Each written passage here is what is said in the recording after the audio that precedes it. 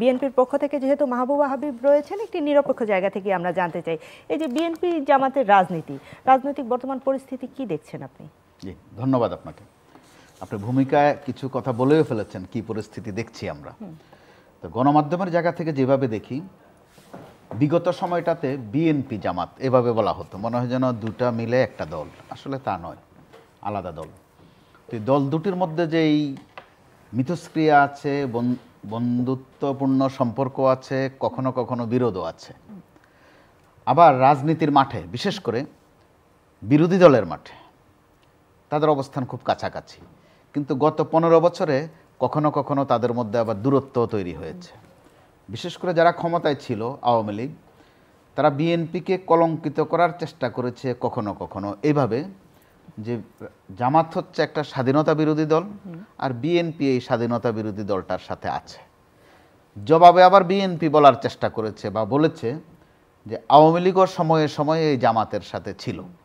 কিন্তু আমাদের রাজনৈতিকভাবে একটা দুর্ভাগ্য এখানে, যে যার সুবিধা মতো সংজ্ঞা দেন, ব্যাখ্যা দেন। তো রাজাকার বলতে আমরা, বা যেভাবে বোঝানো হয়েছে, জামাত। স্বৈরাচার বলতে কি বোঝানো হয়েছে? জাতীয় পার্টি। তো আবার ট্রেজেডি হচ্ছে, যখন আওয়ামী লীগের সাথে জামাতের একটা মিতালি হয়েছে, যুগপৎ আন্দোলন হয়েছে, তখন তাদের ওটার নাম ছিল, জোট ছিল না, তারা বলতো লিয়াজো কমিটি। তো আমরা যারা তখন রিপোর্টিংয়ে ছিলাম, আমাদের খুব কষ্ট হতো তাদের নিউজ সংগ্রহ করতে। এর মধ্য দিয়ে আবার মাঝে মধ্যে জিজ্ঞাসা করতাম যে জামাত যেহেতু রাজাকার, এই রাজাকারের সাথে আপনারা মিলেন কি করে? একইভাবে আবার বিএনপিকেও জিজ্ঞাসা করতাম যে জাতীয় পার্টি যেহেতু স্বৈরাচার, তো আবার এই স্বৈরাচারের সাথে আপনারা মিলেন কি করে? এই জাতীয় পার্টি আবার গণতান্ত্রিকভাবে মিলে যায় আওয়ামী লীগের সাথে। জামাত কি রাজনৈতিক দলগুলোর উপর ভর করে, নাকি জামাতকে প্রয়োজনে সবাই ব্যবহার করে? সেটা জামাত তাদের উপলব্ধি এখনো জানায়নি, তবে জাতীয় পার্টি তাদের উপলব্ধি জানিয়েছে। তারা অনেকটা এইভাবে বলেছে, তাদের অসহায়ত্বের সুযোগ নিয়ে আওয়ামী লীগ তাদেরকে ব্যবহার করে। তো যদি আপনি প্রশ্ন করা হয় যে আপনাকে কখন ব্যবহার শুরু করেছে, তো দেখা যায় যে সেই 96 সাল থেকেই। তো এটা শুনতেও খারাপ যে আপনারা বারবার আপনার অসহায়ত্বের সুযোগ নিয়ে আপনার ব্যবহার বা অপব্যবহার করে, অথবা আপনাকে কলঙ্কিত করে। এটা কিন্তু হাস্যকর বিষয়। আপনি আবার জেনে বুঝে শুনে ওখানে ব্যবহৃত হতে যান, অপদস্থ হতে যান, পরে আবার কাদাকাটি করেন, যেটা এখন চলছে।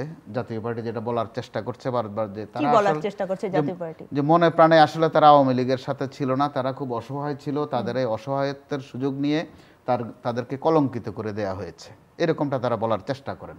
এগুলো আসলে এক ধরনের হাস্যকর কথাবার্তা। তারাও ওখানে অত্যন্ত তৃপ্তির সাথেই ছিলেন, অর্থাৎ জোর জবরদস্তি করে তাদেরকে নেওয়া হয়নি। তারা মন্ত্রী হয়েছেন, বিরোধী দলীয় পদবি ধারণ করেছেন, সুযোগ সুবিধা নিয়েছেন, আরও যদি রাজনৈতিক মাঠের ভাষায় বলে, ছানা সন্দেশ মাখন সবই খেয়েছেন।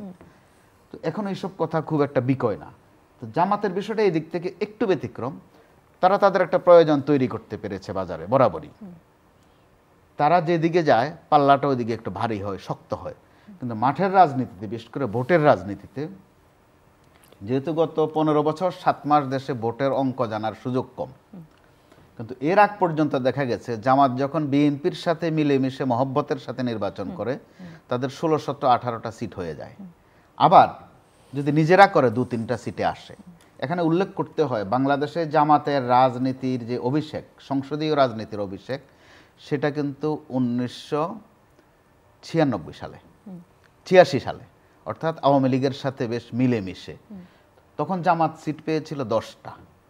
তো এই নিয়ে বিএনপিকে ছেড়ে কিন্তু জামাত সংসদে গেছে, বিএনপিকে রাজপথে ফেলে দিয়ে। রাজপথে বিএনপি একাই ছিল। তো আবার যখন প্রশ্ন আসলো যে স্বৈরাচারের সাথে রাজাকার মিলে গেছে, সাথে আবার বাকশালও মিলেছে, বিএনপি এই ক্যাম্পেইন ভালো করে করতে পেরেছিল, তখন জামাত দেখা গেল সংসদ থেকে পদত্যাগ করে ফেললো খুব দ্রুত। বিকাল নাগাদ তারা পদত্যাগ করেছে, সন্ধ্যা নাগাদ পদত্যাগ করেছে আওয়ামী লীগ, অর্থাৎ পদত্যাগের দৌড়ে জামাত তখন ফার্স্ট হয়েছে। তো এরকম একটা অবস্থায় গত কয়েক বছরে জামাত যে নিপীড়ন সয়েছে, নিপীড়নের মাত্রা হিসাব করলে বিএনপির চেয়ে কম নিপীড়িত জামাত হয়নি। তাদের বেশ কয়েকজন নেতাকে ফাঁসি দেওয়া হয়েছে, তারা সেটাকে বলে বিচারিক হত্যাকাণ্ড। অর্থাৎ একটা বেদনা, ক্ষোভ তাদের মধ্যে ছিল, সেটা প্রকাশ তারা ঘটাচ্ছে বিভিন্ন সময়। কিন্তু সাম্প্রতিক সময়ে জামাতের কোনো কোনো নেতার একটু অতিকথন আছে, যেটাতে বিএনপি ভারাক্রান্ত হয়।